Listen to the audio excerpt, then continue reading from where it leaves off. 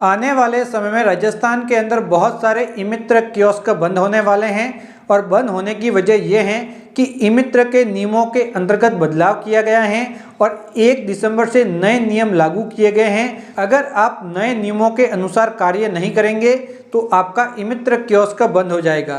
तो इसके अंदर अलग अलग बहुत सारे नियम हैं, तो आने वाले समय में सभी नियमों के बारे में आपको जानकारी दे दूंगा। आज के इस वीडियो में आप सभी को जो मैं जानकारी देने वाला हूं वह जानकारी ये है कि प्रत्येक महीने आपको कितने ट्रांजैक्शन करने हैं जिससे कि आपका ई-मित्र कियोस्क बंद ना हो और इसके नियम क्या हैं, तो कंप्लीट डिटेल में जानकारी देने वाला हूं। तो आपको ये वीडियो पूरा जरूर देखना है। अगर आप कम ट्रांजैक्शन करते हैं और आपका ई-मित्र कियोस्क बंद हो जाता है तो उसे फिर से आप एक्टिवेट किस प्रकार से कर सकते हैं, तो उसके बारे में भी आज के इस वीडियो में जानकारी देने वाला हूं। तो अगर आप एक ई-मित्र कियोस्क हैं तो आज का ये वीडियो आपके लिए बहुत ज़्यादा उपयोगी हो जाता है। कुछ एक ऐसी जानकारी भी दूंगा जो कि जानकारी आपको नहीं होगी, तो इस वीडियो को पूरा आपको जरूर देखना है। तो आइए दोस्तों स्टार्ट करते हैं वीडियो। सबसे पहले हम बात करते हैं कि जो प्रत्येक महीने आपको ट्रांजैक्शन करने हैं, तो पहले इसके नियम क्या थे। तो पहले नियम ये थे कि कोई भी एक महीना ऐसा है जिसके अंदर आपने 0 ट्रांजैक्शन किए तो उसके अगले महीने के अंदर आपका ई-मित्र कियोस्क बंद हो जाता था।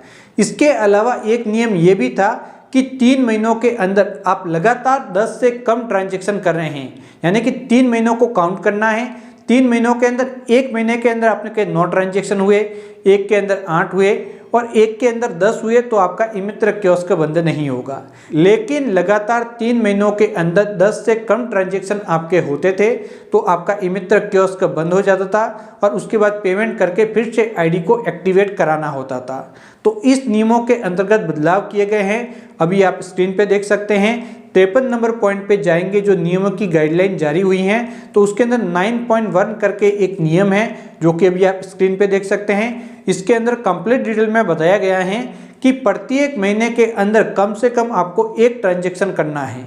अगर आप प्रत्येक महीने के अंदर 1 ट्रांजैक्शन नहीं करेंगे तो जस्ट उसके अगले महीने के अंदर आपका ई-मित्र कियोस्क बंद हो जाएगा और उसको फिर से एक्टिवेट कराना होगा। तो फिर से एक्टिवेट किस प्रकार से होगा उसकी जानकारी मैं आपको आगे दे दूंगा। तो पहला नियम तो आप समझ चुके होंगे। अब बात करते हैं दूसरा नियम। तो दूसरा नियम ये है कि जो पहले आपको 10 ट्रांजैक्शन करने थे उसे बढ़ा के 30 ट्रांजैक्शन कर दिया गया है, यानी कि लगातार 3 महीनों के अंदर आपका कोई भी एक महीना ऐसा है जिसके अंदर 30 से ज़्यादा ट्रांजैक्शन हैं तो आपका ई-मित्र कियोस्क बंद नहीं होगा। लेकिन लगातार 3 महीनों के अंदर एक भी महीने के अंदर आपके 30 से ज़्यादा ट्रांजैक्शन नहीं है तो उस मामलों में आपका ई-मित्र कियोस्क बंद हो जाएगा। इसके अंदर भी जो आप 30 ट्रांजैक्शन करेंगे उसके अंदर भी कुछ एक नियम है, कुछ एक ट्रांजैक्शन को यहाँ पे काउंट नहीं किया जाता, जो कि अभी आप स्क्रीन पे देख सकते हैं।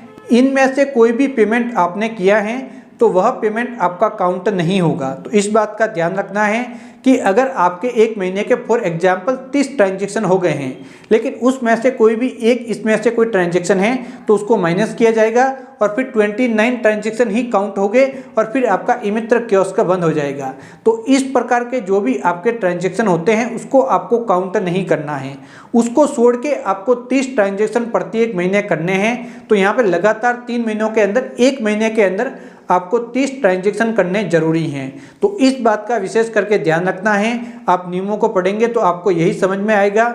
बहुत सारे लोग इस प्रकार की जानकारी दे रहे हैं कि प्रत्येक महीने के अंदर 30 ट्रांजैक्शन करने हैं, तो मुझे तो नहीं लगता कि प्रत्येक महीने के अंदर 30 ट्रांजैक्शन करने हैं। 3 महीनों के अंदर एक महीना ऐसा होना चाहिए उसके अंदर आपको 30 ट्रांजैक्शन करने हैं। इसके अलावा भी अगर आपके मन में कोई कन्फ्यूजन है तो अपनी LSP से कांटेक्ट करें और वहां से कंफर्म कर ले, उसके अनुसार ही आप सभी को ट्रांजैक्शन करने हैं। मैंने जो जानकारी दी है, जो मुझे समझ में आ रहा है उसके अकॉर्डिंग आपको जानकारी दी है कि प्रत्येक महीने के अंदर 30 ट्रांजैक्शन नहीं होकर 3 महीनों के अंदर एक महीने के अंदर 30 ट्रांजैक्शन होने चाहिए। अगर मन में कोई भी डाउट है, आपको समझ में नहीं आ रहा है तो अपनी LSP से कांटेक्ट करें और उनसे कंफर्म कर ले कि प्रत्येक महीने 30 करने हैं या फिर 3 महीनों के अंदर किसी एक महीने के अंदर 30 ट्रांजैक्शन करने हैं। तो इसके बारे में भी आप कंप्लीट डिटेल में समझ चुके होंगे।